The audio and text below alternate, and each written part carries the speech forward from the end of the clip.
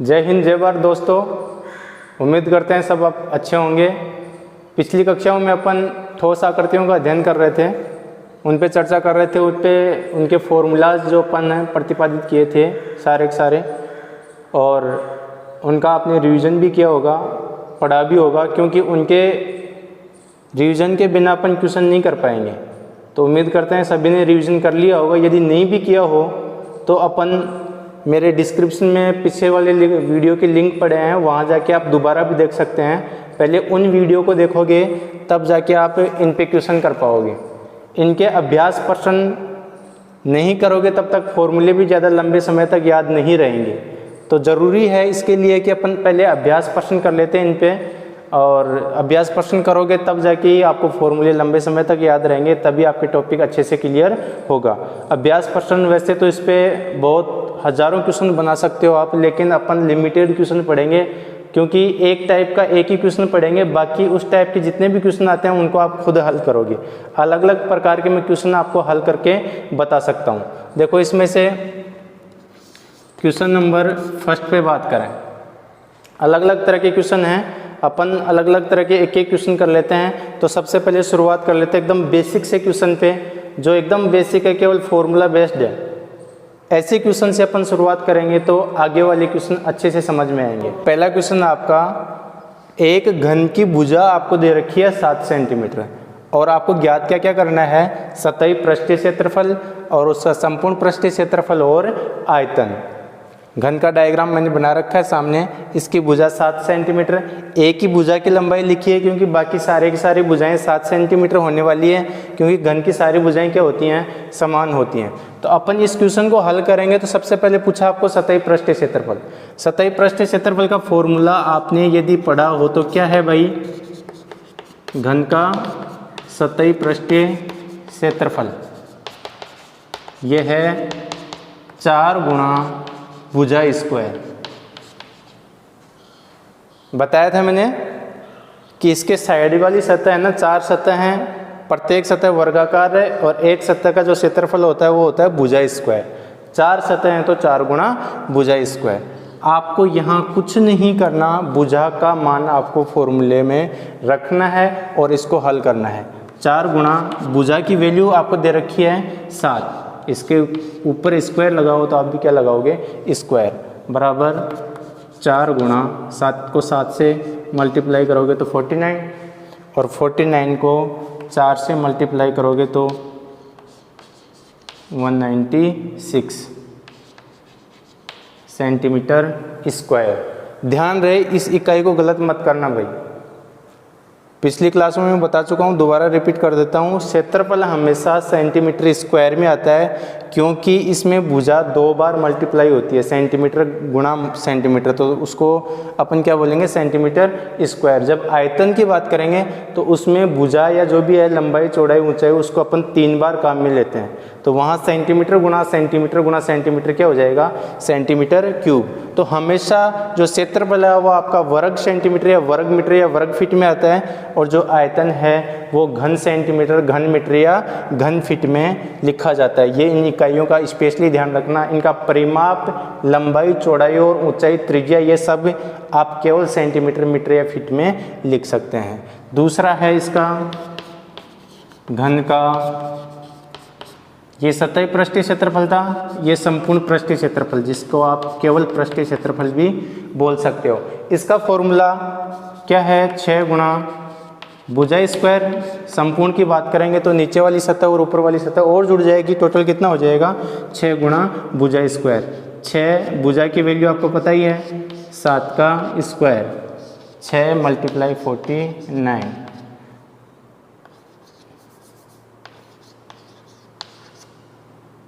294 centimetre square. ये गुणा भाग आप करते रहना, इस पे मैं ज़्यादा फोकस नहीं कर रहा हूँ। मेरा बताने का मकसद आप क्वेश्चन को हल कैसे करोगे, क्योंकि ये बहुत छोटी क्लासों की बातें हैं, आप खुद करोगे। मेरा मकसद है केवल इन फॉर्मूलों को अपन प्रयोग कैसे करेंगे वो बताना है। साथ में जैसे जैसे इन फॉर्मूलों का प्रयोग करेंगे, लिखेंगे इनको बार बार, तो ये अपने आप जहन में अपने आप याद हो जाएंगे। सतही पृष्ठीय क्षेत्रफल निकाल लिया, संपूर्ण पृष्ठीय क्षेत्रफल निकाल लिया। तीसरा है घन का आयतन। इसका फॉर्मूला भुजा क्यूब। भुजा आपको कितनी दे रखी है? 7, 7 का क्यूब। क्यूब का मतलब घात 3 लगी हो तो 7 को कितनी बार आपस में मल्टीप्लाई करना है? 3 बार। 7 गुणा 7 गुणा 7 243 सेंटीमीटर क्यूब। अब की बार आयतन आ गया, सेंटीमीटर गुणा सेंटीमीटर गुणा सेंटीमीटर। इस 7 के साथ भी सेंटीमीटर लगा हुआ है, इस 7 के साथ भी सेंटीमीटर लगा हुआ और इस 7 के साथ भी सेंटीमीटर लगा हुआ। तो सेंटीमीटर को आप 3 बार मल्टीप्लाई करोगे तो घातें जुड़ जाएंगी। घात 1 + 1 + 2 + 3, ये कितनी हो जाएगी? 3। तो 243 सेंटीमीटर क्यूब। ये इसका क्या निकल गया? आयतन। ये सबसे जो बेसिक क्वेश्चन है ना इस ठोस आकृतियों के, जो सॉलिड शेप्स हैं, उनका सबसे बेसिक क्वेश्चन यही है। इसके अलावा जैसे आकृति है घनाभ, बेलन, शंकु, गोला, उनके भी आप डायरेक्ट फॉर्मूलाज बेस्ड जो क्वेश्चन है, जैसे सतही पृष्ठीय क्षेत्रफल, संपूर्ण पृष्ठीय क्षेत्रफल या आयतन, इसी तरीके से निकाल सकते हो। आपको उनके आयाम दिए हुए होंगे, उनकी जो लंबाई, चौड़ाई, ऊंचाई वो आपको दिए गए होंगे। सीधा आपको फॉर्मूले में रखना है और आंसर निकालना है। इसी तरह का एक क्वेश्चन और जो बेसिक क्वेश्चन है वो कर लेते हैं, किसी भी आकृति का हो, लेकिन एक क्वेश्चन और कर लेते हैं, उसके बाद में थोड़ा सा एडवांस लेंगे। तो दूसरे क्वेश्चन की बात करें तो देखो दूसरा क्वेश्चन क्या है आपका, एक बेलन की त्रिज्या 7 सेंटीमीटर और उसकी ऊंचाई आपको दे रखी है 14 सेंटीमीटर। तो उसका ज्ञात क्या क्या करना आपको? वक्र पृष्ठीय क्षेत्रफल। सतही पृष्ठीय क्षेत्रफल का ही दूसरा नाम है वक्र पृष्ठीय क्षेत्रफल। उसका फिर संपूर्ण पृष्ठीय क्षेत्रफल और आयतन। वही बेसिक क्वेश्चन है, अब की बार शेप चेंज हो गई। पिछली बार घन पे किया था, अब की बार बेलन पे कर रहा है। तो इसका जो आंसर निकालेंगे अपन तो वही फॉर्मूला बेस्ड है। पहला है वक्र पृष्ठीय क्षेत्रफल। फॉर्मूला जहन में आना चाहिए, क्या है? 2πr/h। फिर कह रहा हूँ, यदि ये फॉर्मूला बेस्ड जो फॉर्मूले मैंने प्रतिपादित किए थे पिछली कक्षाओं में वो नहीं देखे हैं तो दोबारा डिस्क्रिप्शन में जाके लिंक दे रखे हैं, वहाँ जाके पहले वो पिछले वीडियो देखना, तब जाके ये वाले क्वेश्चन अच्छे से समझ में आएंगे। यहाँ आपको देखो दोनों चीज़ दे रखी हैं। पाई का मान फिक्स होता है, इसको मान देने की जरूरत नहीं है। पाई का मान 22/7 होता है, या जैसे राउंड फिगर में बात करें तो 3.14 होता है, मतलब 3.14 होता है। त्रिज्या आपको दे रखी है 7 सेंटीमीटर और इसकी ऊंचाई कितनी दे रखी है? 14 सेंटीमीटर। इसमें और फेरबदल करना चाहिए तो त्रिज्या की जगह व्यास दे सकता है, इसमें कोई बड़ी बात नहीं। उसको आप आधा कर लेंगे, वो क्या निकल जाएगी? त्रिज्या। यहाँ फॉर्मूले में मान रखोगे 2 गुणा पाई की वैल्यू कितनी? 22/7 गुणा त्रिज्या कितनी? 7 सेंटीमीटर और ऊंचाई कितनी? 14। यहाँ से इसको हल करोगे, 7 से 7 क्या हो जाएगा? कैंसिल हो जाएगा। दोनों 7 से डिवाइड हो जाएंगे और एक एक बचेगा। बचेगा क्या इसमें? 2 गुणा 22 गुणा 14, 22 दूनी 44 गुणा 14। इसको जब हल करोगे आप तो कितना आएगा भाई? 14 चौक 56, 14 चौक 56, 6 1 616। कितना प्राप्त हुआ? 616 सेंटीमीटर स्क्वायर। क्षेत्रफल है तो वो बता चुका हूँ आपको, इकाई क्या लगाना है? Centimetre square. दूसरा है संपूर्ण पृष्ठीय क्षेत्रफल। इसका फॉर्मूला क्या होता है भाई? 2πr, ये तो आता ही है कोष्टक में h + r। 2πr/h + 2πr²। वहाँ से 2πr कॉमन आ जाता है, यहाँ से बचता है h + r। ये इसका संपूर्ण पृष्ठीय क्षेत्रफल है। यहाँ से आप मान रखोगे तो 2 गुणा पाई का मान 22/7, त्रिज्या का मान 7 गुणा h + r। h का मान 14, r का मान 7। हल कीजिए, 7 से 7 तो कैंसिल हो जाएगा, इसको लिखने की आवश्यकता नहीं है। 2 गुणा 22 गुणा, यहाँ से 14 और 7 को जोड़ेंगे तो कितना आएगा भाई? 21। 44 गुणा 21 मल्टीप्लाई करो, 84 84 4 2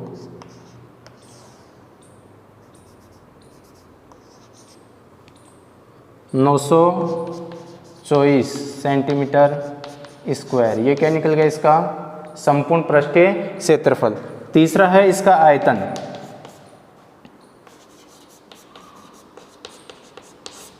आयतन का जो फॉर्मूला है वो है पाई आर स्क्वायर एच। रखो मान, पाई का मान 22/7 मल्टीप्लाई आर का मान 7, स्क्वायर लगा हुआ तो आर को 2 बार गुणा करना है, 7 गुणा 7, एच का मान 14, 7 से 7 कैंसिल, 22 गुणा 7 गुणा 14। इनको मल्टीप्लाई कर लो भाई सभी को। 98 गुणा 22 196, 196, 6, 5, 2156।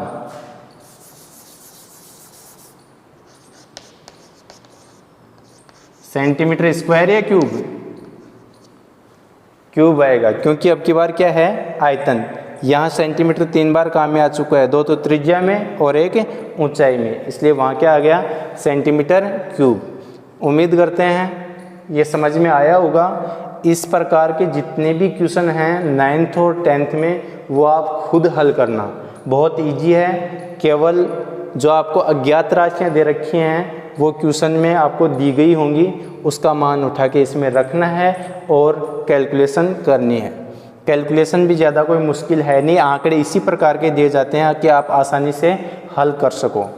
ये गुणा भाग आप दोबारा चेक कर लेना, खुद कर लेना, हो सकता है कहीं जल्दीबाजी में गलती हो जाए, लेकिन आप क्वेश्चन पे फोकस करो कि क्वेश्चन को कैसे करना है। इसके आगे तीसरा क्वेश्चन करें तो पिछले क्वेश्चन आप पॉज करके या अपनी नोटबुक में नोट कर सकते हो, या फिर उसका स्क्रीनशॉट लेके बाद में आप नोट कर सकते हो। बात करें तीसरे क्वेश्चन को, एक लेवल अप किया है। इसमें क्या किया है, उसमें तो डायरेक्ट मान दे रखे थे, अपन फॉर्मूले में रख रहे थे और आंसर निकाल रहे थे। इसमें क्या किया, अब की बार आपको ना तो उसकी भुजा दी है ना कुछ और दिया, इसका परिमाप दिया आपको और पूछा क्या आपसे आयतन। और घन का आयतन हमें पता है, एक फॉर्मूला क्या होता है भुजा क्यूब, वहाँ आपको भुजा की आवश्यकता पड़ेगी। और क्वेश्चन में कहीं भुजा आपको नहीं दी गई है, आपको क्या दिया गया, उसका परिमाप दिया गया है। और परिमाप भी किसका, घन के एक पृष्ठ का।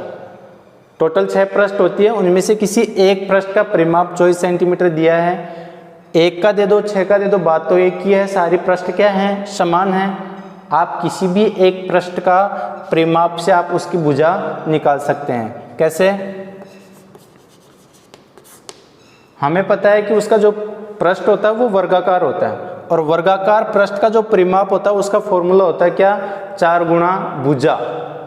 केवल वर्गाकार पृष्ठ के परिमाप की बात कर रहा हूं मैं, 4 गुणा भुजा, क्योंकि वर्गाकार पृष्ठ कुछ ऐसा होगा। ये इसका प्रत्येक घन का जो प्रत्येक पृष्ठ है ना इस आकार का होगा, इस आकृति का होगा। और इसका परिमाप निकालने के लिए, परिमाप क्या होता है, सभी चारों भुजाओं की लंबाइयों का योग। ये भी भुजा, ये भी भुजा, ये भी भुजा और ये भी भुजा, सारी भुजाएं समान है, तो भुजा प्लस भुजा प्लस भुजा प्लस भुजा क्या हो जाएगी, 4 गुणा भुजा। आप उस सतही पृष्ठीय क्षेत्रफल को और इसको एक मत समझना, सतही पृष्ठीय क्षेत्रफल अलग है और जो एक पृष्ठ का परिमाप है वो अलग है। सतही पृष्ठीय क्षेत्रफल टोटल होता है 4 गुणा भुजा स्क्वायर, उसमें प्रत्येक फलक का क्षेत्रफल जुड़ता है, भुजा स्क्वायर प्लस भुजा स्क्वायर प्लस भुजा स्क्वायर प्लस भुजा स्क्वायर। यहाँ एक पृष्ठ का परिमाप है, चारों भुजाएं आपस में जुड़ेंगी। तो आपको परिमाप दे रखा है, यहाँ से भुजा निकालनी है तो आपको परिमाप का ही फॉर्मूला रखना है। एक पृष्ठ का परिमाप, जो चीज़ दे रखी है आपको उसी का फॉर्मूला यहाँ लिखना है। एक पृष्ठ का परिमाप कितना होगा, 4 गुणा भुजा। अब इसमें देखो अज्ञात राशि कौन कौन सी होगी, एक तो पृष्ठ का परिमाप और एक भुजा। इनमें से श्योर है या तो आपको भुजा देगा परिमाप पूछेगा, या परिमाप देके भुजा पूछेगा। इनडायरेक्टली पूछ सकता है, डायरेक्टली पूछ सकता है। जैसे यहाँ आपसे आयतन पूछा था, लेकिन आयतन के लिए हमें भुजा की आवश्यकता पड़ेगी, और भुजा निकालने के लिए फिर किसकी आवश्यकता पड़ेगी, परिमाप की आवश्यकता, जो आपको दे रखा है। तो आपको क्या करना है, परिमाप की जगह परिमाप का मान रखना है, भुजा का मान अपने आप निकल जाएगा। यहाँ एक पृष्ठ का परिमाप कितना दे रखा आपको, 24 बराबर 4 गुणा भुजा। वेरी सिंपल, जिसका मान दे रखा था उसका मान रख दिया। यहाँ आपको भुजा का मान निकालना है, भुजा का मान निकालना, तो इस 4 का क्या करना पड़ेगा, पक्षांतरण। इस 4 का पक्षांतरण करोगे तो ये इधर आके भाग में, जो संख्या गुणा में होती है वो पक्षांतरण करने के बाद में इधर आके किस में आ जाती है, भाग में आ जाती है। उसका भी डीपली बाद में बताऊंगा कैसे आती है कैसे नहीं आती है। फिलहाल इतना ध्यान रखो कि 4 इधर आके क्या हो जाएगा, भाग में आ जाएगा। 24/4 बराबर भुजा। इसको हल करोगे, 24 में 4 का भाग दोगे तो कितना आएगा, 6 बराबर भुजा। तो आपको पता लग गया भुजा की जो वैल्यू है ना वो कितनी आ गई, 6 सेंटीमीटर। अब आप इसका चाहे संपूर्ण पृष्ठ क्षेत्रफल पूछे आपसे, चाहे इसका आयतन पूछे या फिर और कुछ पूछे, उसका हम प्रत्येक का मान निकाल सकते हैं, क्योंकि हमारे पास जो मुख्य है ना भुजा वो आ गई। इसका आयतन निकालें अपन इस घन का, तो कितना होगा, सिंपल है, फॉर्मूला क्या होता है, भुजा क्यूब, और भुजा आपको दे दी कितनी, 6 का क्यूब है तो 3 बार गुणा होगा, 6 गुणा 6 कितना आ जाएगा भाई, 216 सेंटीमीटर स्क्वायर या क्यूब। मैं बार बार इसलिए बोल रहा हूँ कि इसमें बहुत सारे बच्चे गलती करते हैं। तो आपको क्षेत्रफल में सेंटीमीटर स्क्वायर काम में लेना है और आयतन में सेंटीमीटर क्यूब काम में लेना है। तो कुछ एक लेवल बढ़ाएंगे तो कुछ इस प्रकार के क्वेश्चन बनेंगे। डायरेक्टली आपको कोई भी मान नहीं दिया गया होगा, इनडायरेक्टली आपको उसमें मान छुपा होगा, पहले आपको निकालना पड़ेगा और फिर क्वेश्चन को हल करना पड़ेगा। हाँ, तो अगले क्वेश्चन देखो, पानी की एक टंकी की लंबाई 2.5 मीटर, चौड़ाई 2 मीटर और उसमें पानी की जो क्षमता है ना वो आपको दी है कि उसमें कितना लीटर पानी आ सकता है, 1500 लीटर पानी आ सकता है। तो टंकी की गहराई ज्ञात कीजिए। गहराई और ऊंचाई दोनों एक ही चीज़ है। जब आप टंकी के पैंदे में जाके ऊपर देखोगे तो वो होगी ऊंचाई, और आप ऊपर से नीचे देखोगे तो वो हो जाएगी गहराई। बात एक ही है। कुल मिला के अपने टंकी की गहराई या ऊंचाई आपको निकालनी है। देखो, जब पिछला क्वेश्चन किया था या फिर अपन घनाभ के आयतन की बात करें तो उसका फॉर्मूला होता है L गुणा B गुणा H। तो इसमें देखो L, B और H तीनों मान दे देते तो अपन आयतन निकाल सकते हैं। लेकिन अब की बार उसने क्या किया, उसमें से एक चीज़ को गायब कर दिया। L और B तो आपको दे दिया लेकिन उसकी H नहीं दी। लेकिन H नहीं दिया तो फिर उसके साथ में उसका आयतन देना पड़ा उसको, क्योंकि 4 अज्ञात राशियाँ होगी, आयतन, लंबाई, चौड़ाई और ऊंचाई। उनमें से 3 आपको देगा और चौथी आपसे पूछेगा। ऐसा नहीं होगा कि 2 को गायब कर देगा, एक ही उनमें से गायब करेगा। तो ये क्वेश्चन आपकी व्यवहारिक जीवन में भी बहुत बार काम में आता है। जैसे अपन अपने घर का काम चला रहे होते हैं तो वहाँ अपने टंकी का निर्माण करते हैं, तो वहाँ अपने आइडिया लगाना होता है कि कितने लीटर इसमें पानी आ सकता है, कितना इसको गहरा खोदा जाए, कितना इसको चौड़ा खोदा जाए, कि इसमें 1 टैंकर या 2 टैंकर जो भी है, कितनी क्षमता इसमें पानी आ सकता है। तो ये अपने व्यवहारिक जीवन में काम आने वाला क्वेश्चन भी है। इसमें आपको देखो क्या क्या दिया गया है। अच्छा, साथ में एक चीज़ और, इस टंकी का आपको आकृति नहीं बताया कि घन के जैसी है, कि घनाभ के जैसी है, कि बेलन के जैसी है, कि गोले के जैसी है। हमें निर्धारण करना है कि ये टंकी घनाकार है कि घनाभाकार है। जो इसकी विमाएं दे रखी हैं, लंबाई चौड़ाई दे रखी है, उसके आधार पे अपन निर्धारण करेंगे कि ये टंकी की जो आकृति है ना वो कैसी है। यदि टंकी की एक भुजा देके कह दे कि सारी भुजाएं समान है तो इसका मतलब तो वो घनाकार है। यहाँ आपको लंबाई और चौड़ाई अलग अलग दी है और साथ में आपसे गहराई पूछिए, इसका मतलब क्या है, लंबाई, चौड़ाई और गहराई तीनों एक साथ किस में आती हैं, घनाभ में आती हैं, और किसी आकृति में ऐसी विमाएं नहीं आती। यदि टंकी बेलनाकार होती तो फिर उसकी त्रिज्या और ऊंचाई देता आपको, ऊंचाई या गहराई बोल सकता है, उसमें कोई फर्क नहीं है, लेकिन त्रिज्या साथ में देता या त्रिज्या आपसे पूछता। उससे हम अनुमान लगा सकते हैं कि टंकी का जो आकृति है ना वो कैसा है। यहाँ जो टंकी का आकृति है वो घनाभाकार है। आपको क्या क्या दिया गया है वो पहले नोट कर लो। इसमें आपको देखो, एक तो लंबाई दे दी किसकी, घनाभाकार टंकी की, कितनी, 2.5 मीटर। साथ में चौड़ाई आपको दे दी कितनी, 2 मीटर। साथ में आपको ऊंचाई या गहराई आपसे पूछा है। और इसका जो वॉल्यूम है ना, आयतन, धारिता, जो इसकी पानी की क्षमता, वो कितनी दे दी आपको? 1500 लीटर। आप एक चीज़ ध्यान से देख रहे होंगे, यहाँ जो लंबाई, चौड़ाई और ऊंचाई वो तो मीटर में है, और जो इसका आयतन है ना वो लीटर में है। जब भी आप क्वेश्चन को हल करो तो आपको ध्यान होना चाहिए उनकी इकाइयाँ समान हो। पहले ये निर्धारित कर लेना कि इनका इकाइयाँ समान हैं कि नहीं है। नहीं है तो पहले समान करना उनको। यहाँ जो आपको वॉल्यूम दे रखा है वो लीटर में दे रखा है, पहले इसको हम क्या करेंगे? मीटर में बदलेंगे। और मीटर में बदलने के लिए इसकी इकाई क्या होती है देख लो। 1 मीटर क्यूब में कितना लीटर पानी होता है भाई? 1000 लीटर पानी होता है। 1 मीटर क्यूब में, 1 मीटर क्यूब का मतलब समझ गए ना? 1 मीटर इसकी लंबाई, 1 मीटर इसकी चौड़ाई और 1 मीटर इसकी ऊंचाई। यदि इस आकृति का कोई टंकी होगा तो उसमें कितना लीटर पानी आएगा? 1000 लीटर। आपको मीटर क्यूब को यदि लीटर में चेंज करना हो तो 1000 से मल्टीप्लाई करोगे, लेकिन जब लीटर को मीटर क्यूब में चेंज करना होगा तो इसका इधर पक्षांतर करेंगे तो किस में आ जाएगा? भाग में आ जाएगा।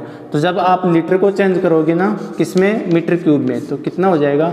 1/1000 मीटर क्यूब। समझ रहे होंगे? मीटर क्यूब को लीटर में चेंज करने के लिए 1000 से गुणा, और लीटर को मीटर में चेंज करने के लिए 1000 का भाग। तो आपको यहाँ क्या करना है? इसमें 1000 का भाग देना है, तब जाके ये मीटर क्यूब में चेंज होगा। 1500/1000। यहाँ जब इसको हल करोगे 2 0 से 2 0 कैंसिल हो जाएगा। 15 में आप 10 का भाग दोगे तो कितना आएगा? 1.5 मीटर क्यूब। अब देखो सारी की सारी इकाइयाँ मीटर में हो गई हैं। लंबाई मीटर में, चौड़ाई मीटर में, ऊंचाई आपसे पूछी है, और इसका जो आयतन है वो भी किस में आ गया? मीटर में आ गया। अब आप इसमें फॉर्मूला लगा सकते हो। फॉर्मूला किसका लगाओगे? जिसका मान आपको दिया गया है उसी का फॉर्मूला लगाना है। आपको आयतन दिया गया है ना, तो आयतन का ही फॉर्मूला लगाओगे, ना कि इसका संपूर्ण पृष्ठीय क्षेत्रफल और सतही पृष्ठीय क्षेत्रफल लगाना आपको, क्योंकि वो लगाओगे तो उसका मान कहाँ से रखोगे? तो जो क्वेश्चन में आपको मान दे रखा है उसी का फॉर्मूला आपको लगाना है। और किसका आयतन का फॉर्मूला लगाना है? घनाभ के आयतन का फॉर्मूला, क्योंकि आकृति इस टंकी की है ना वो कैसी है? घनाभाकार है। तो घनाभाकार टंकी का जो आयतन है, टंकी का आयतन, फॉर्मूला क्या होता है भाई? L गुणा B गुणा H। जो मैं बता रहा था वो देखो, आयतन L, B और H 4 अज्ञात राशियाँ हो गई हैं। उनमें से 3 आपको दे रखी है, आयतन दे रखा है, लंबाई दे रखी है और चौड़ाई दे रखी है। फिर पूछा क्या से आपसे? ऊंचाई पूछा है। तो जो दे रखी है उनकी जगह मान रखो। आयतन कितना दे रखा है? 1.5 बराबर लंबाई आपको दे रखी है 2.5 गुणा चौड़ाई कितनी? 2 गुणा ऊंचाई आपको ज्ञात करनी है। ये ज्ञात करना है। बाकी 2 का हम क्या कर देंगे? पक्षांतरण इधर आके भाग में 1.5/2.5 गुणा 2 बराबर, यहाँ क्या बचा? H। ये दोनों के दोनों कहाँ आ गए? भाग में आ गए। यहाँ आप इसको हल कर सकते हैं, पॉइंट से पॉइंट हट जाएगा। क्या बचेगा? 15/50 बराबर H। जब आप इसको हल करोगे तो कितना आएगा भाई? 0.3।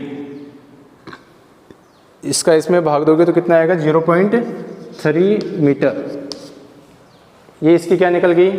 ऊंचाई। अब इस पे एक क्वेश्चन और है जो अपन कर सकते हैं, कुछ इसी के सिमिलर या इसका एक लेवल अप करके करेंगे। इसमें देखो ये तीसरे क्वेश्चन के जैसे ही है, कुछ मिलता जुलता क्वेश्चन है। तीसरा क्वेश्चन था उसी से कुछ मिलता था। उसमें क्या था? आपको एक पृष्ठ का परिमाप देके आयतन पूछा था। इसमें आपको यहाँ आयतन देके आपसे क्या पूछा है? ऊंचाई पूछा है। तो अगले क्वेश्चन की बात करें तो अगले क्वेश्चन थोड़ा इससे इन बाकी क्वेश्चनों से थोड़ा सा हटके है।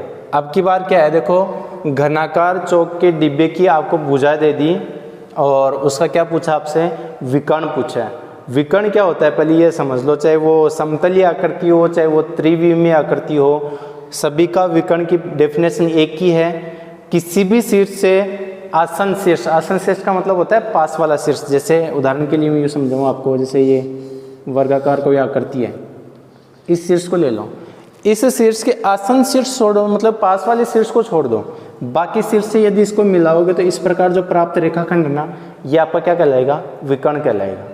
आप इसका और अच्छा उदाहरण समझ सकते हैं, जैसे अपना कोई कमरा है, उस कमरे में अपन सबसे लंबी छड़ कैसे रख पाएंगे, एक इस कोने में रखेंगे, इसका एक सिरा, दूसरा कोना उसका नीचे वाले सामने वाले जो फ्रंट में जो शीर्ष है ना उसमें रखेंगे, तब जाके वो जो अपने छड़ी हो ना उसकी लंबाई सबसे ज़्यादा होगी। सबसे बड़ी जो छड़ी है ना वही रखी जाएगी उस कमरे में, इससे बड़ी छड़ी नहीं होगी, तो वो उसका क्या कहलाएगा, विकर्ण। कई बार क्वेश्चन में आपको विकर्ण नहीं दिया होगा, ये कह सकता है कि ये इस कमरे का जो विमाएँ ये हैं, इसमें सबसे लंबी जो छड़ी है ना रखी जाएगी, उसकी लंबाई ज्ञात कीजिए। बात वही है, चाहे वो छड़ी की लंबाई पूछ ले, चाहे वो आपसे विकर्ण पूछ ले, इसकी जो लंबाई होगी ना, जो मैक्सिमम लंबाई जो छड़ी की, वही आपका क्या होगा, विकर्ण होगा। तो यहाँ घन की बात कर रहे हैं, उससे पहले मैं आपको बता दूं घनाभ का विकर्ण क्या होगा, क्योंकि हो सकता है आकृति उसकी घनाभ की जैसी भी हो सकती है। तो घनाभ का जो विकर्ण होता है ना वो होता है under root L square plus B square plus H square. ये भी हम यदि वक्त मिला तो किसी क्लास में समझा देंगे कि ये under root L square plus B square plus H square कैसे आता है, क्योंकि इसमें दो ट्रायंगल बनते हैं, 2 बार बोधायन प्रमेय लगती है, तो थोड़ा टाइम लग जाएगा। मैं फिर किसी क्लास में आपको ये बता दूंगा कि ये इसका विकर्ण ऐसे कैसे आता है। यदि घन की बात करें, घन का विकर्ण, ये शायद मैंने ये फॉर्मूले जब बताए थे आपको उस टाइम ये नहीं बताया था, ये रह गया था, कोई बात नहीं, अब बता रहे हैं दोबारा। जो घनाभ का विकर्ण है वो कितना होता है, under root L square plus B square plus H square, और घन का जो विकर्ण है वो कितना होता है, देखो यहाँ तो एल बी और एच अलग अलग होते हैं घनाभ में, लेकिन घन में तो सारे ही समान होते हैं, तो उनकी जगह आप ए भी रख सकते हो, क्योंकि सारी भुजाएं समान है। तो ए स्क्वायर प्लस ए स्क्वायर कितना हो जाएगा, अंडर रूट 3a स्क्वायर।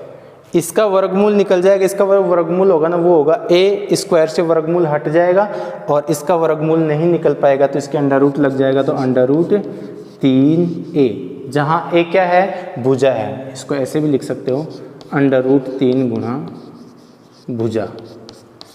ये इसका क्या निकल जाएगा, विकर्ण। आपसे क्या पूछा है, इसका विकर्ण ही पूछा है, तो इसका जब आप आंसर लिखोगे तो क्या लिखोगे, घन का विकर्ण बराबर कितना होता है भाई, अंडर रूट 3 गुणा भुजा। देखो इसमें 2 क्वेश्चन बन सकते हैं, क्या भुजा देके आपसे विकर्ण पूछ सकता है, या फिर दूसरा क्वेश्चन क्या बनेगा, आपको विकर्ण दे देगा क्वेश्चन में और आपसे क्या पूछ लेगा, भुजा। सिंपल सा है, विकर्ण देगा तो विकर्ण का मान रख देंगे और अंडर रूट 3 का क्या कर देंगे, पक्षांतरण कर देंगे। और यदि अब आपको भुजा देके विकर्ण पूछा है तो भी सिंपल है, भुजा का मान रख दो, विकर्ण का मान अपने आप निकल जाएगा। तो यहाँ क्या आएगा, अंडर रूट 3 गुणा भुजा की वैल्यू कितनी है, 4, और 4 और अंडर रूट 3 को गुणा करोगे तो कितना आएगा, 4 अंडर रूट 3। ये इसका क्या निकल गया, विकर्ण। किस में दे रखी थी, कई सेंटीमीटर में, तो ये विकर्ण भी किस में आएगा, सेंटीमीटर में निकल जाएगा। ऐसा ही क्वेश्चन घन पे भी बन सकता है और ऐसा ही क्वेश्चन घनाभ पे भी बन सकता है। इस पे बहुत सारे क्वेश्चन अभी और करने बाकी हैं, हो सकता है 3-4 क्लासेस में लग जाएं। तो आज के लिए इतना ही काफ़ी होगा। अभी भी यदि पीछे का रिवीजन नहीं किया तो रिवीजन कर लेना, और इस तरह के जो भी क्वेश्चन हैं उनको आप एक बार स्वयं हल करना, जो मैंने बता दिए उनको भी हल करना है, और इनसे जो मिलते जुलते क्वेश्चन हैं, इसी तरह के जो क्वेश्चन हैं उनको आप हल करोगे। अगली क्लास में, नेक्स्ट क्लास में इससे लेवल बढ़ा के आपके सामने प्रस्तुत हैं। धन्यवाद।